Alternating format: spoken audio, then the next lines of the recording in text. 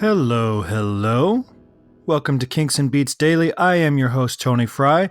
This is episode 15, and we have finished our third week of the podcast. Thanks for hanging in with us. We are starting at today's Friday, November 1st. So it's a new month, the end of the third week, and I thought after 3 weeks, it's probably about time I talk about a song I don't like, because so far we focused on really great songs. And so today we're going to talk about Wild Honey Pie, which was released November 22nd, 1968 as a part of the Beatles' White Album. And we talked about Revolution 9 2 days ago, which came off of the same album.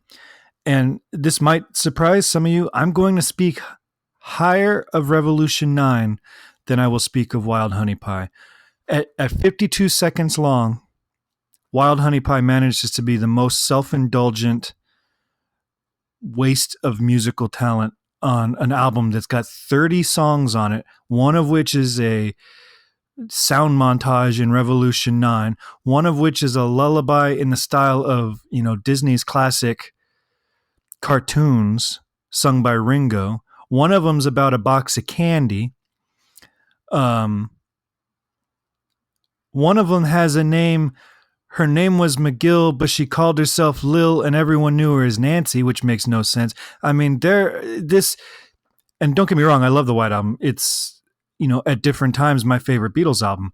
But to say that this song is the most self-indulgent piece of music in their catalog at 52 seconds really tells you something. It is track 5 of side 1. So it's the 5th thing you hear out of the 30 things you're about to hear when you sign on to the White Album. It's in between Obla Di Obla Da, which I have mixed feelings about, and the continuing story of Bungalow Bill, which actually I don't mind that song. I think that's a catchy little tune. And the remaster or the remix from 2018, I think really makes that song listenable. Obla Di, if I was making a single disc White Album, I would still put Obla Di, but I would put the acoustic version that they used on the anthology. But that's neither here nor there. The Wild Honey Pie comes as a palate cleanser between two other lightweight songs on the album. It's Paul McCartney abusing his guitar, pulling the strings like crazy, putting a ton of vibrato on it to give it a weird twangy sound, doing some affected vocal nonsense that he harmonizes on top of each other. It's just dumb. The lyrics consist of the title of the track repeated over and over. I don't know. Maybe, on Let It Be, we've got those two jam songs, Dig It and Maggie May. Maggie May being a drinking pub song that they all knew, and Dig It being just a jam session during the sessions. Now, the Dig It song on Let It Be is kind of dumb, but that jam session went on for minutes. Like 6, 7, 8 minutes, I believe. And they condensed it into a short fade in, short fade out. You're in and out in no time at all.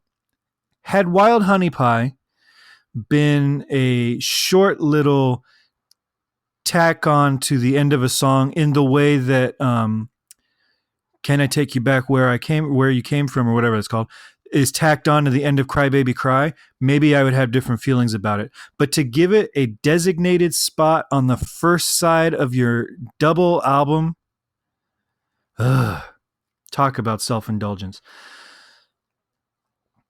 The thing is, it was recorded in the same sessions as Mother Nature's Son, which also just has Paul on the recording, and a song titled Etc. Now, obviously, Mother Nature's Son they finished because it appears on the album. Etc. was just recorded as a demo on the same day and has never been heard from. It's never been officially released. Paul McCartney said it's a crap song. Paul McCartney said Etc. was so bad He offered to give it to Marianne Faithfull, and she turned it down.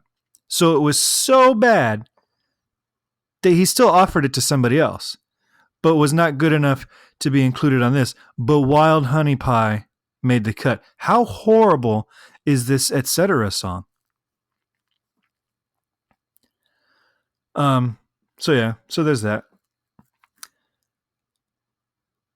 When I think of the space utilized on the White Album between Wild Honey Pie, between Revolution 9, which I came out in defense of, but you could have also put that as the B-side to Hey Jude or something. Like, it didn't need to be an album track. There's also Carnival of Light from the year before that we've still never heard to this day. So Revolution 9 could have gone the way of Carnival of Light and just been like this mythical thing that we've never heard of. But when I think of the space used, and then I think Not Guilty by George, that they did like 109 takes of, didn't make the cut. I mean, the White Album could have had the Electric Revolution, Hey Jude, Not Guilty. I mean, I know they didn't put singles on the albums, but I'm just saying this is all of that era, right? That they wasted it on things like Wild Honey Pie is just beyond me. Supposedly, and this is McCartney saying it, so take it with a grain of salt because, you know, he's speaking in defense of his own song. The track was nearly removed from the White Album, but Patty Harrison, George's wife, enjoyed it, so they kept it on. Thanks, Patty. You're the inspiration for Something, Layla, Wonderful Tonight, and you're the reason we have to sit through Wild Honey Pie every time we want to listen to Obla D and the continuing story of Bungalow Bill. Oh, Patty. Leave us a review and a rating on iTunes, please. Subscribe to this podcast. Visit herohabit.com every Friday for a full recap of the previous or of that week's episodes, where you can also listen to the tracks I talk about right next to the podcast. So that went up this morning, so it's up and ready for you already. And share this with your friends. If you'd like to be included on a future episode, leave me a message, 925-494-1739, and I will play your message on a podcast. Talk about a song you love. Talk about a song you hate. If it's a song we haven't talked about yet, I will include it on that song's podcast. If we have already talked about it, I'll just tack it on to the end in like a listener mail kind of section. And speaking of listener mail, you can also email me at kinksandbeats@herohabit.com. All right. I will talk to you on Monday. Enjoy your weekend. We are back to the Kinks on Monday, and it's a cool little tune. Back to stuff I like. All right. Have a great weekend, guys.